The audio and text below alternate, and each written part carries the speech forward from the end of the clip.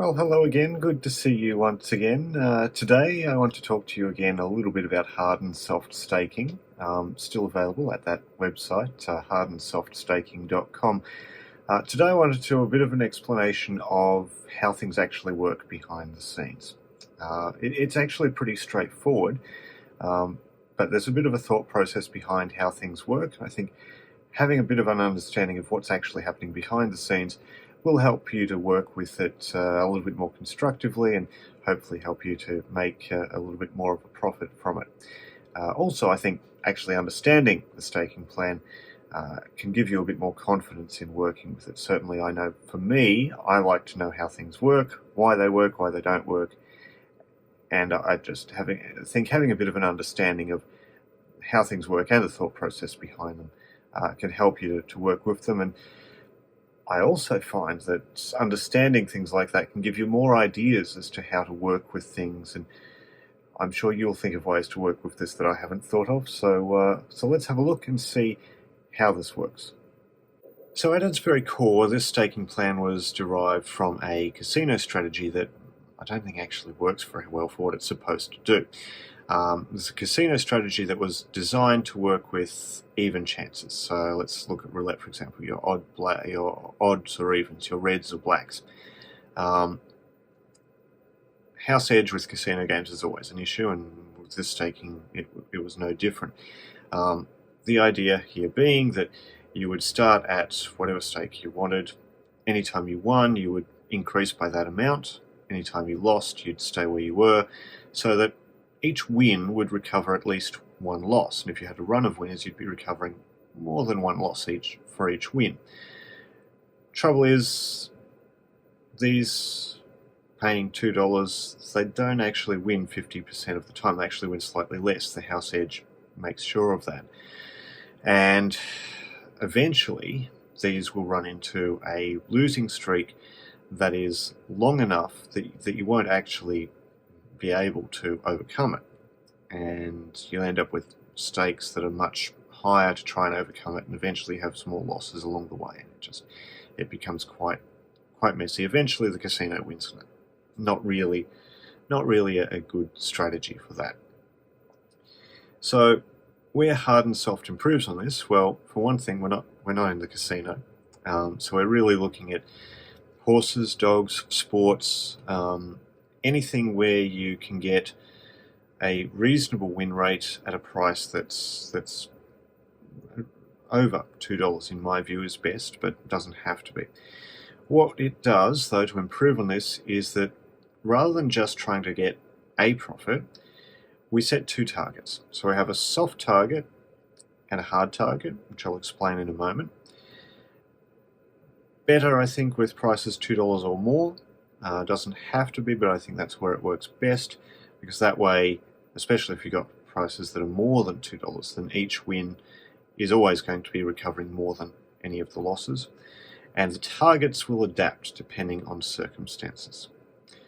Now, the basic of the targets. Now, the soft target is basically the same as it was with that casino strategy. It's set to wherever your existing balance is when you start. You just want to exceed that. Once we exceed that, we set a hard target. Now, that hard target, we then want to exceed that. And once the hard target is met, that's when we start a new series. So this gives you the opportunity to not just eke out a small profit, but because your stakes will have increased a little bit along the way, and you're getting some decent prices, you're just trying to eke out a higher profit. Make it actually worthwhile. One of the big problems with that casino strategy is that if you did get a winning run, it's just sitting there at that minimum stake, it's winning almost nothing, and then you've got to deal with all those harder runs. This way, at least, when you get winning runs, you're getting the opportunity to get some higher stakes and some higher prices. The important thing about the staking is basically it's as it was in the other system. There's no change there. It is, as we said, you set the initial stake, whatever you're comfortable with. Each series will start at that level. After a win, the stake increases by whatever that initial amount was. After a loss, it's unchanged. So if your initial stake was $1, each win is going to push you up $1 in staking. Each loss will stay where it is. The safety features, and this is where we come back to the hard target. If your stake reaches 5 times your initial stake, we reset the hard target to whatever the soft target was. Now the idea here is we're trying to protect the balance. As I said, we get the hard target, which can, when we're getting winners, can get us to a nice profit up here. But if we're getting a run where we don't get many winners and our hard target has been set somewhere, but we're just kind of sitting somewhere down here, we'll reset the hard target to wherever that soft target was. We're just trying to eke out a small profit before we reset and go back to lower stakes. This way we don't get stuck in a position where we're somewhere between this hard target and the soft target and just getting a win-loss, win-loss, win-loss, win-loss, and never actually quite getting up to the hard target but seeing increasing stakes. This way we'll just get to this soft target, and that is that. Now, I haven't set a specific rule in here as to where the stop loss should be. That I think is really up to you and up to the conditions on the day. I do recommend you have in mind somewhere where you say, no, I don't want to lose any more than this. That's enough. I'm going to reset here. But that really is going to depend on what you're betting on, how you're betting, the conditions on the day.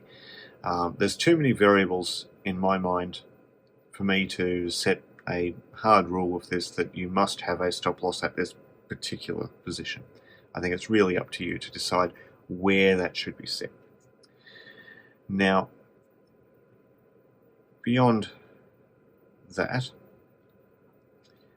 I suppose we should look at where this works best. Now, in my view, it's important to have regular winning streaks, and preferably they should be slightly better than half the rate of the losing streaks. And in fact, your win rate should be slightly better than half the losing rate in most cases.